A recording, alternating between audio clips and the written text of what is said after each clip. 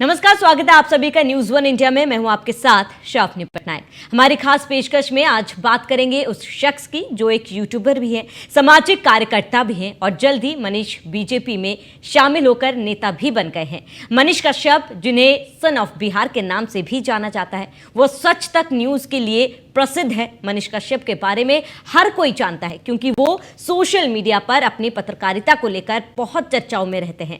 आए दिन उनका कोई ना कोई वीडियो वायरल होता है। हाल ही में मनीष कश्यप बीजेपी में शामिल हुए और अब वो बीजेपी नेता के रूप में अपनी नई पारी की आगाज कर रहे हैं। Manish ji, news one India पर आपका बहुत बहुत स्वागत है।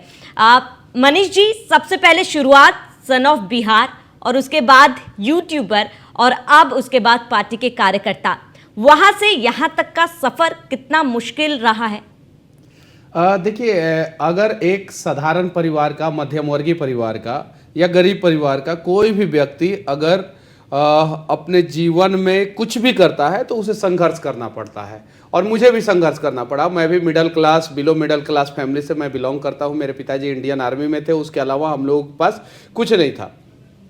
वहाँ से अगर मैं यहाँ पे आया हूँ तो मैं संघर्ष करके आया हूँ। और भारतीय जनता पार्टी दुनिया की सबसे बड़ी लोकतांत्रिक पार्टी और सबसे बड़ी पार्टी और सबसे बड़ा लोकतांत्रिक देश में सत्ता में अभी जो है भारतीय जनता पार्टी का भी है।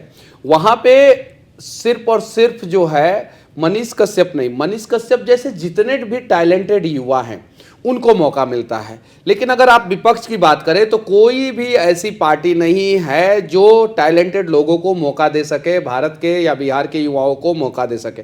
वो लोग सिर्फ और सिर्फ परिवारवाद से घिरे हुए लोग हैं। तो मैं अपने आप को सौभाग्यशाली महसूस करता हूं कि भारतीय जनता पार्टी ने मुझे ये मौका दिया है। बिल्कुल मनीष जी, आप मौके की बात करें और बीजेपी में भी शामिल हुए, लेकिन अगर कुछ समय पीछे हम जाए, आपका बयान भी सामने आया था कि आप निर्दलीय चुनाव लड़ेंगे, कुछ ही समय पहले की बात है। हाँ, मैं निर्दलीय चुनाव लड़ रहा था, लोगों की सेवा करने के लिए, बिहार की सेवा करने के लिए, बिहार के अनेक माओं का दर्द दूर करने के लिए।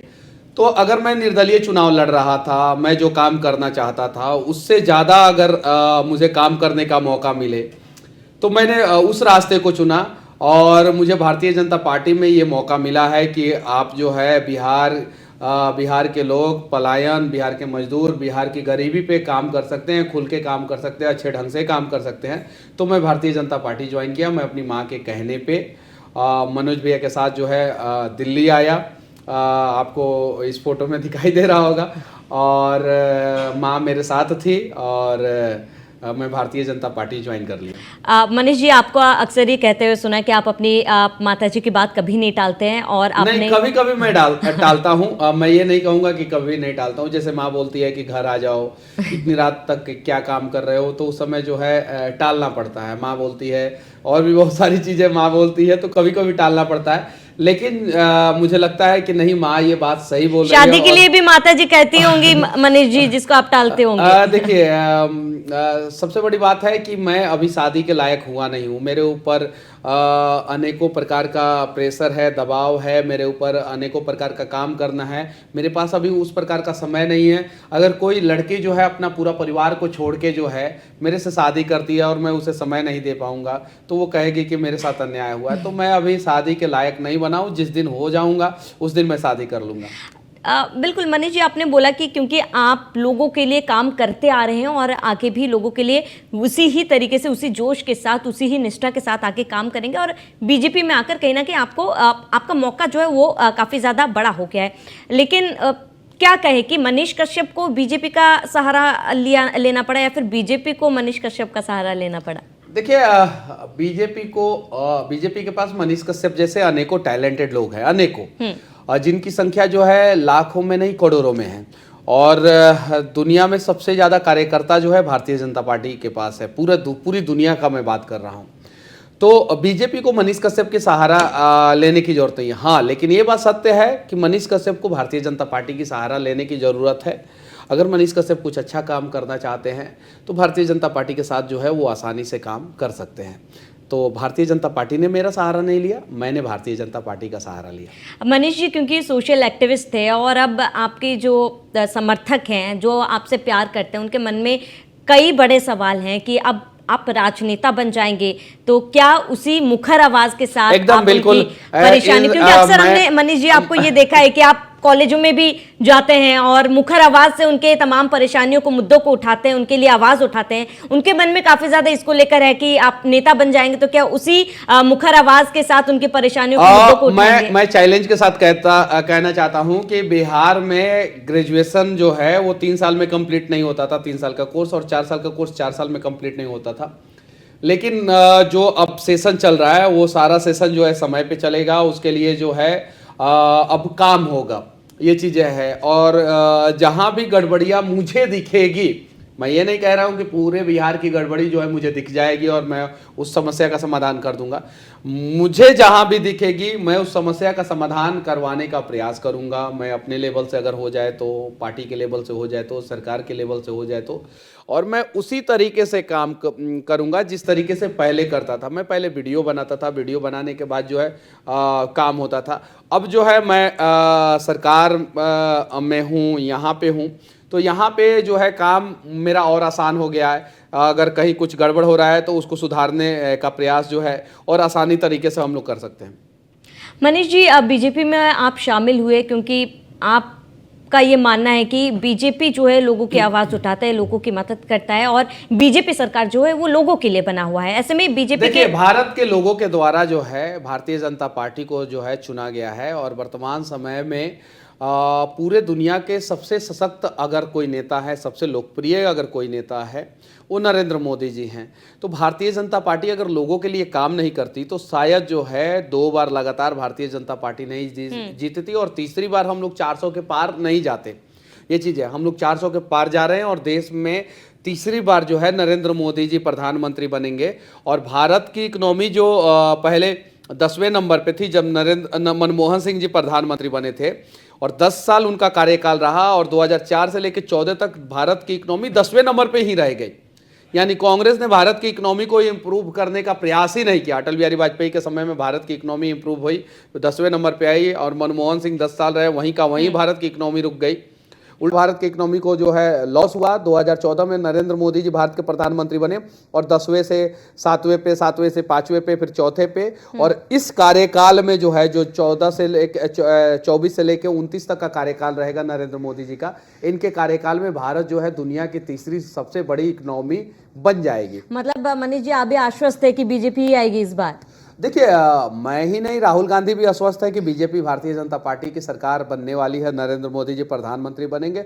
और राहुल गांधी जो है कार्टून नेटवर्क जाके देखेंगे टीवी चैनलों पे। और मैं तो ये कहूँगा कि देखिए, जो जिस लायक होता है उसे वो काम करना चाहिए। मैं जिस लायक था वहाँ पे मैं पहुँच गया हूँ यहाँ पे। क्योंकि देखिए, राहुल गांधी को जो है कार्टून नेटवर्क खोल लेना चाहिए, और या तो comedy with Rahul Gandhi show चालू करना चाहिए। वहाँ पे राहुल गांधी को जो लोग जो है वो ज्यादा पसंद करेंगे।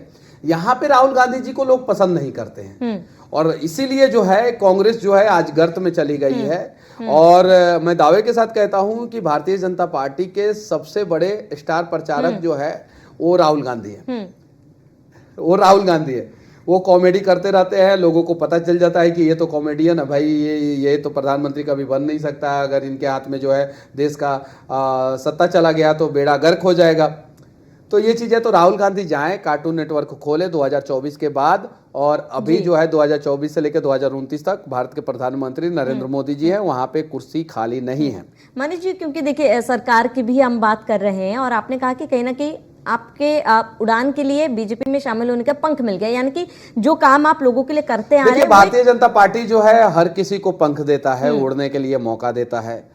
पूरे देश के इकोनॉमी को जो है ग्रो किया, देश के इकोनॉमी को उड़ाया। लेकिन अब जो आम जनता है, आपके जो समर्थक है मनीष जी, उनका एक और सवाल भी है। उनके मन में ये सवाल है कि क्योंकि आपने कभी सरकार नहीं देखी, सियासत नहीं देखी, आपने हमेशा आवाज उठाई। अब उनका ये कहना है कि जो सिस्टम के खिलाफ आवाज उठाता आ रहा है, अब वो खुद ही सियासत में जब एंट्री ले चुका है, तो क्या अब भी वैसे ही वो आवाज उठाएगा? काम करेंगे हम लोग, और अच्छे ढंग से काम करेंगे। और मैं वादा करता हूं कि आप मुझे मौका दीजिए। सरकारों को 5 साल का मौका दिया जाता है, मनीष कश्यप को कम से कम 5 महीने का तो मौका दे दीजिए। अभी 2 दिन में नहीं हुआ। अगर मैं गलत करूंगा, मैं आवाज नहीं उठाऊंगा, मैं चीजों को छिपाऊंगा, मैं आपके लिए बात नहीं करूंगा, तब आप मुझे दोषी ठहराना। अभी तो मुझे मौका मिला है, और मुझे काम करने का मौका जो है कम से कम 5 महीना तो मुझे टेस्ट कर लीजिए कम से कम 5 महीना टेस्ट कर लीजिए। पहली बात। दूसरी बात, जरा सोचिए बीजेपी कितनी अच्छी पार्टी है कि एक मनीष कश्यप यूट्यूबर जो जेल जाता है और जेल से निकलता है और भारतीय जनता पार्टी उसको मौका देती है। भारतीय जनता पार्टी ने मुझे जेल में नहीं डाला था, विपक्ष ने मुझे जेल में डाला था।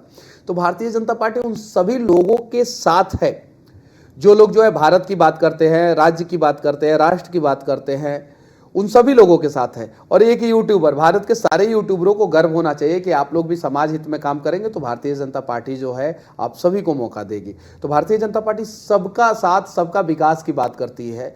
ABCDEFGHIJKLMNOPQRSTUVWXYZ सबकी बात करती है। जैसे Tejashwi ji A to Z, मतलब ए की बात करते हैं, जेड की बात करते हैं, बीच में B C D E F G सब भूल जाते हैं। लेकिन भारतीय जनता पार्टी सबकी बात करती है। आपको क्या तेजस्वी यादव के आमने सामने देखेंगे हम जल्द आपको? एकदम बिल्कुल, एकदम तेजस्वी यादव जी जो मेरे साथ किए, भगवान ना करे कि उनके साथ ऐसा हो। 45 डिग्री टेम्परेचर में जो है एक कमरे में मैं 4.5 महीना बंद रहा। 6 फीट चौड़ा और 10 फीट लंबा जो है वो मेरा सेल था। गर्मी का दिन था। अप्रैल, मई, जून, जुलाई और 7 अगस्त तक मैं मदुरई के सेंट्रल जेल में बंद था, जो 1865 में अंग्रेजों ने बनाया था। वो सेल को, जिस सेल में मैं बंद था, उस जेल को, जिस जेल में मैं बंद था, उसमें स्वतंत्रता सेनानियों को कैद किया जाता था। उस जेल में जो है डीएमके और आरजेडी, ये दोनों पार्टी ने मिलकर जो है मुझे कैद किया था। क्या मनोस्थिति रही होगी मनीष जी तब? 9 महीने अपने जेल में गुजारे। मैं तो इस देश के बड़े चैनलों के बड़े बड़े पत्रकारों को कहूंगा, ये अन्यथा लेने की जरूरत नहीं है कि कम से कम 7 दिन के लिए आप लोग जेल जरूर जाएं। किसी भी स्थिति में जाएं, सर्वे करने के लिए जाएं या कुछ गलती करके जाएं। पत्रकारों को जेल जाना चाहिए, क्योंकि जेल के अंदर क्या होता है, कैसे जो है कमजोर लोगों को दबाया जाता है, कैसे कमजोर लोगों को परेशानी होती है, वो देश के सामने आना चाहिए। ह्यूमन राइट्स जो है उसका वायलेंस कैसे होता है, कैसे जेल मैनुअल के हिसाब से खाना देना होता है वो नहीं दिया जाता है। मतलब कि बहुत सारे लोग डिप्रेशन में चले जाते हैं। इन सारी चीज़ों पे भी चर्चा होना चाहिए। तो मैं तो ये चाहूँगा कि देश के अच्छे अच्छे पत्रकार, जो बड़े बड़े पत्रकार हैं, अगर वो अपने जीवन में एक बड़े यूनिवर्सिटी का कोर्स कंप्लीट करना चाहते हैं तो जेल से बड़ा यूनिवर्सिटी कुछ नहीं होता है। वहाँ पे जाने के बाद या तो आप बिगड़ जाएंगे या तो आप संभल जाएंगे। मनीष जी, कुल मिलाकर कितने केस आप पर लगाए गए थे? क्योंकि कई ऐसे 11 केस लगाए गए थे। बाइज्जत बरी भी किया। हाँ, 11 केस लगाए गए थे। ट्रायल में, स्पीड ट्रायल में बिहार का जितना भी केस था सब में जो है मुझे बाइज्जत बरी कर दिया गया। तेजस्वी यादव जी ने मेरे केस को स्पीड ट्रायल में डलवा दिया था। इसलिए स्पीड ट्रायल में डलवा दिया था कि उन्हें लग रहा था कि इसको सजा हो जाएगा। तो वो सारे केसों में जो है मुझे बाइज्जत बरी कर दिया गया, जो बिहार में केस रजिस्टर्ड हुआ था तमिलनाडु प्रकरण के दौरान। मनीष जी, आपके पिता भी भारतीय सेना में हैं और ऐसे में आपके खिलाफ एनएसए के तहत कार्रवाई की गई थी, लेकिन हालांकि शायद एनएसए हटा दिया गया है। अब नहीं, क्वेश्चन कर दिया गया, खारिज कर दिया गया। देखिए, एनएसए में बेल वोल नहीं होता है। एनएसए या तो हटता है या तो रहता है। एनएसए खारिज कर दिया गया। मदुरई बेंच, जो मद्रास हाई कोर्ट का मदुरई बेंच है, मदुरई बेंच के जजमेंट में साफ साफ आया कि एनएसए इनके ऊपर बनता ही नहीं, इसलिए एनएसए इनके ऊपर से हटा दिया जाता है। ये चीजें। अब जरा बताइए कि मैं उस गुनाह का सजा 9 महीना काट लिया, जिसमें जो है कोर्ट ने जो है मुझे बाइज्जत बरी कर दिया। तो फिर जिन लोगों ने मुझे जेल में डलवाया था उन लोगों को किस प्रकार का सजा दिया जाना चाहिए? वो 9 महीने कैसे लौटाया जाए आपको?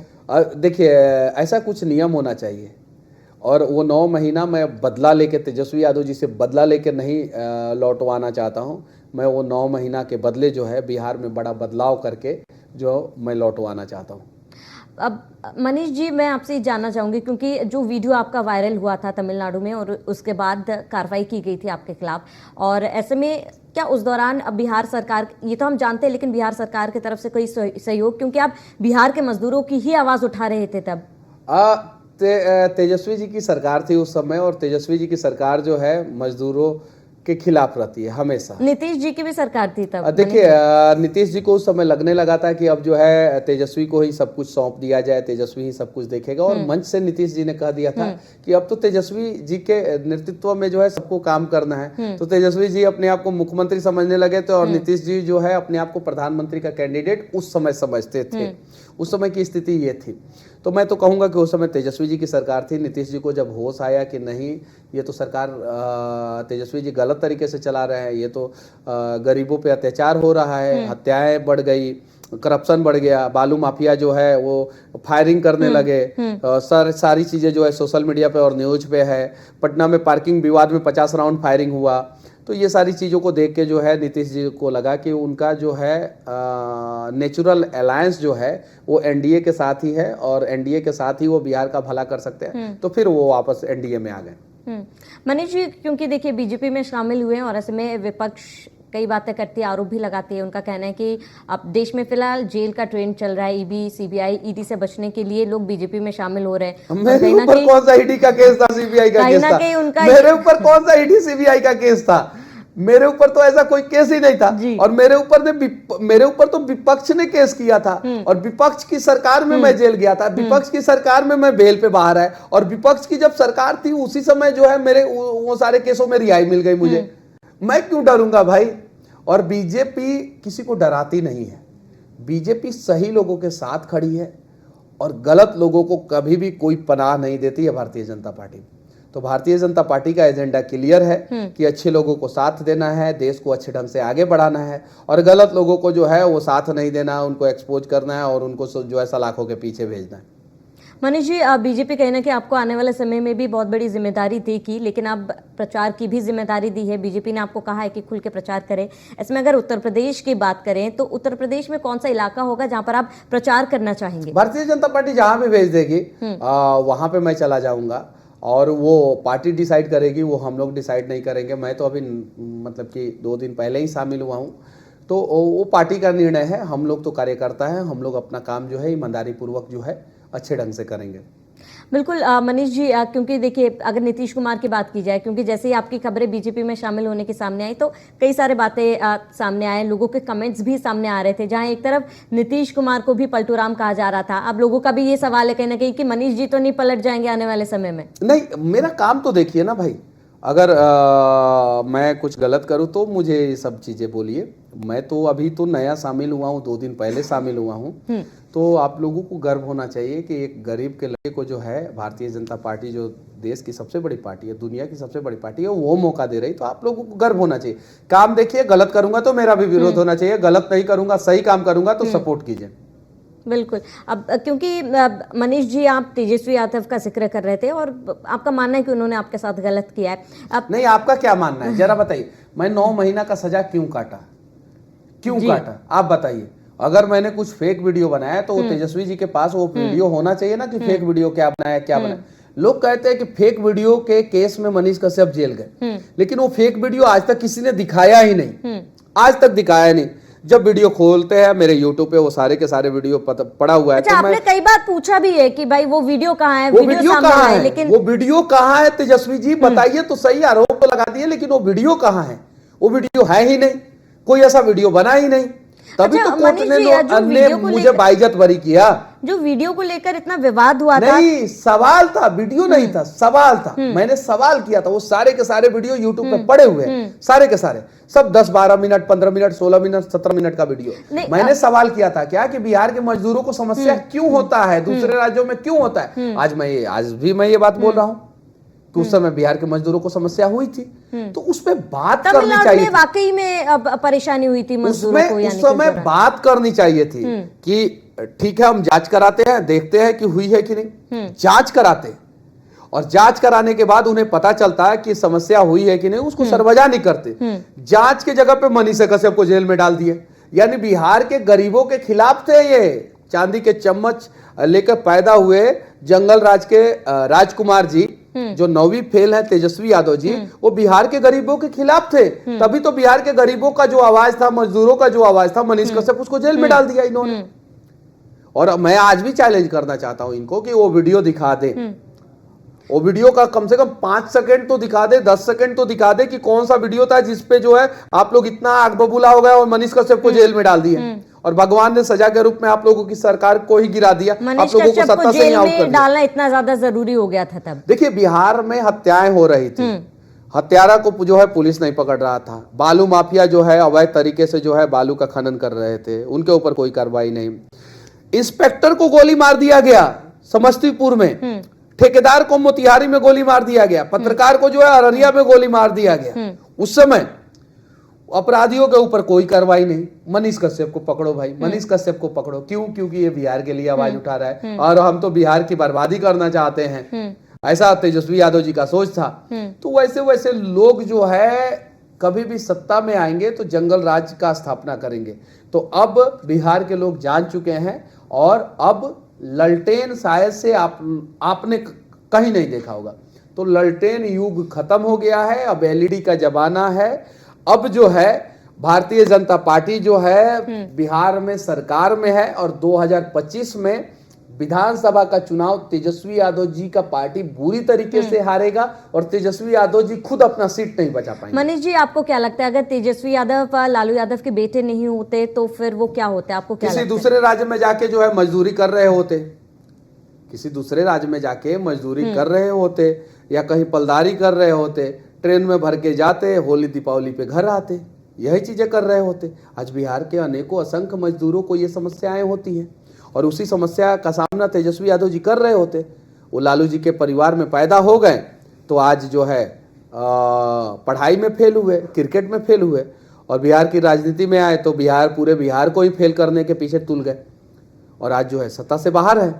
उनकी पहचान सिर्फ और सिर्फ लालू जी और राबड़ी देवी जी है, उसके अलावा उनका कोई पहचान नहीं है। मनीष जी, अगर बिहार की राजनीति की बात करें या फिर देश की राजनीति की बात करें तो मनीष कश्यप की क्या भूमिका रहेगी? देखिए, हम लोग तो एक मतलब कि एक राज्य के एक नागरिक हैं और हम जो कर सकते हैं बस उतना ही हम उसके बारे में ही बता सकते हैं। अब मैं भविष्य की बात क्या करूं कि क्या भूमिका रहेगी, मैं अपना कर्तव्य जो है ईमानदारी पूर्वक निर्वाह करूंगा। बिहार के लिए जैसे आवाज उठाता था, बाढ़ पे मैं समाधान चाहता हूं, बिहार में ट्रैफिक व्यवस्था मैं दुरुस्त चाहता हूं, मैं चाहता हूं कि पुलिस डिपार्टमेंट में वैकेंसी है। तो इन सब चीज़ों पे जो है मैं आवाज़ उठाता रहूँगा, मैं इन सब चीज़ों के लिए काम करता रहूँगा और मैं अपना काम ईमानदारी पूर्वक करूँगा। बिल्कुल, लेकिन समर्थकों का ये भी कहना है मनीष जी कि क्या आप पहले की तरह अभी भी उनके लिए ऐसे ही वीडियोस बनाते रहेंगे अपने यूट्यूब चैनल के लिए? एकदम बिल्कुल बिल्कुल बिल्कुल, जहाँ भी मुझे गलतियाँ दिखेगी और मेरे से समाधान होगा तो ठीक है, नहीं होगा तो मैं वीडियो बनाऊँगा। अब क्योंकि मनीष जी आप लोगों के बीच में जाते रहे हैं, अब लोगों के बीच में एक और सवाल ये भी है कि अब जब आप नेता बन चुके हैं तो आप तक पहुंचना क्या उनके लिए मुश्किल नहीं हो जाएगा? अब और आसान हो जाएगा। अब मेरा जो है अस्थाई पता रहेगा, जगह रहेगा, आप जो है आसानी से जो है मुझसे मिल सकते हैं और मैं उस कार्यालय में बैठूंगा, आसानी से मिल सकते हैं। मनीष जी, अगर जेल जाने के पहले की बात करें कि तब भी आपके मिलियंस में फॉलोअर्स थे, लेकिन 9 महीने बाद भी आपके फॉलोअर्स, आपकी लोकप्रियता जो है वो कम नहीं हुई। जब आप जेल से बाहर आए और ये लोकप्रियता बढ़ते हुए आपने देखी तो क्या महसूस किया आपने? देखिए, अच्छा काम कीजिए, अच्छा काम का अच्छा नतीजा होता है, गलत काम का गलत नतीजा होता है। और जब आपके जीवन में कुछ अच्छा होने वाला होता है, बहुत बड़ा कुछ होने वाला होता है, तो उसके पहले भगवान जो है आपका टेस्ट लेते हैं। वो परीक्षा, कठिन परीक्षा से आपको गुजारते हैं और उस कठिन परीक्षा में अगर आप पास हो जाते हैं तो फिर आप मंजिल की तरफ जो है दौड़ लगा देते हैं।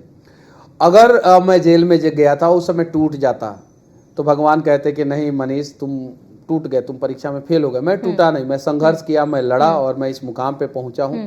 तो ये मैं बस इतना ही कहूँगा कि बस समर्थक, मेरे शुभचिंतक, मेरे भाई, मेरे मित्र, मेरी माँ, मेरे दोस्त, आप सभी ने मनीष कश्यप को टूटने से बचा दिया और भगवान आपने जो परीक्षा लिया है, अगर मैं पास हूं तो मुझे सही रास्ते पे भेज दें। मनीष जी, अगर हम आपके YouTube चैनल्स की बात करें तो कुल मिलाकर कितने YouTube चैनल्स, एक बार उन तमाम चैनल्स का जिक्र करेंगे? 6 चैनल से ज़्यादा है मेरा, 5 चैनल मिलियन में है, जिसमें मनीष कश्यप सन ऑफ बिहार है, सच टॉक्स है, सच एक्सप्रेस है, MK की अदालत है और भी बहुत सारा चैनल है। मतलब मुझे याद नहीं है वो सोशल, मेरा चैनल का सारा काम जो है वो मनी द्विवेदी देखते हैं तो उनको सारा पता है। और उसके अलावा फेसबुक पेज भी 7-8 पेज है जो हम लोग चलाते हैं। उसके अलावा मैं किसी को कॉपीराइट नहीं देता हूं, तो मेरे नाम से अनेकों यूट्यूब चैनल बने हुए हैं जिसपे जो है 5 लाख, 7 लाख, 10 लाख, 15 लाख फॉलोअर है, सब्सक्राइबर है यूट्यूब पे। मेरे नाम से अनेकों फेसबुक पेज है, इंस्टाग्राम पे पेज है, इंस्टाग्राम अकाउंट है और ट्विटर अकाउंट है अनेकों। लेकिन जो मेरा है वो 6 से 7 है यूट्यूब चैनल, जिसमें से 5 जो है वो मिलियन क्रॉस किया है, और मेरे पास टोटल 7 या 8 जो है सिल्वर बटन है और 5 जो है गोल्डन बटन है। मिलियंस में, यानी कि अगर संख्याओं में टोटल बात करें तो 17 से 18 मिलियन के आसपास जो है हमारे पास सब्सक्राइबर यानी कि करोड़ों में 1 करोड़ 70-80 लाख के आसपास के फॉलोअर्स है। मनीष जी, एक आखिरी सवाल और सबसे बड़ा सवाल हमारे साथ ही अब जनता का भी ये सवाल है कि क्या अब मनीष कश्यप अगर चुनाव लड़ते तो बिहार के कौन से सीट से चुनाव लड़ना चाहेंगे, और क्या अब सन ऑफ बिहार की नजर आप मुख्यमंत्री की कुर्सी पर अरे वहां देखिए, सवाल नहीं, ये सारा सवाल पूछिएगा आप लोग तो मुझे तकलीफ हो जाएगा।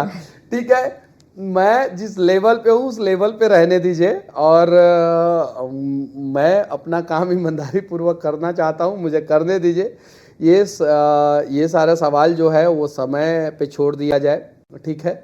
और मैं एक कार्यकर्ता हूँ, मुझे भारतीय जनता पार्टी जो काम सौंपेगी मैं अपने बुद्धि और विवेक के हिसाब से उसमें सर्वश्रेष्ठ देने का प्रयास करूँगा। बिल्कुल मनीष जी, हम उम्मीद करते हैं कि जिस तरीके से आप लंबे समय से जनता की, आम लोगों के मुद्दे उठाते आ रहे, अपने मुखर आवाज से उन तमाम लोगों की समस्याएं उठा रहे और उनका हल कर रहे, अब जब आप बीजेपी में शामिल हो चुके हैं तो आपकी ये आवाज और मुखर और बुलंद हो। न्यूज़ 1 इंडिया को समय देने के लिए मनीष जी आपका बहुत बहुत शुक्रिया। मैंने समय नहीं दिया, समय तो आप लोगों ने दिया कि मनीष कश्यप जैसे व्यक्ति को जो है आप अपने स्टूडियो में बुला के जो है मेरी बातों को जो है पूरी दुनिया तक पहुंचाएं। बहुत बहुत धन्यवाद न्यूज़ 1 इंडिया को। बहुत बहुत शुक्रिया मनीष जी। तो ये थे सन ऑफ बिहार, जो यूट्यूबर भी है और अब बीजेपी में शामिल हो चुके हैं। बड़ी ही मुखर आवाज के साथ आम जनता की आवाज वो उठाते हैं, उनकी समस्याओं को सुनते हैं। हम उम्मीद करते हैं कि समय के साथ मनीष जी ऐसे ही काम करते रहे और जनता को अपना समाधान देते रहे। फिलहाल इसी के साथ ही इस बुलेटिन में इतना ही। देश प्रदेश के तमाम बड़ी खबरों के लिए बने रहिए न्यूज़ 1 इंडिया के साथ।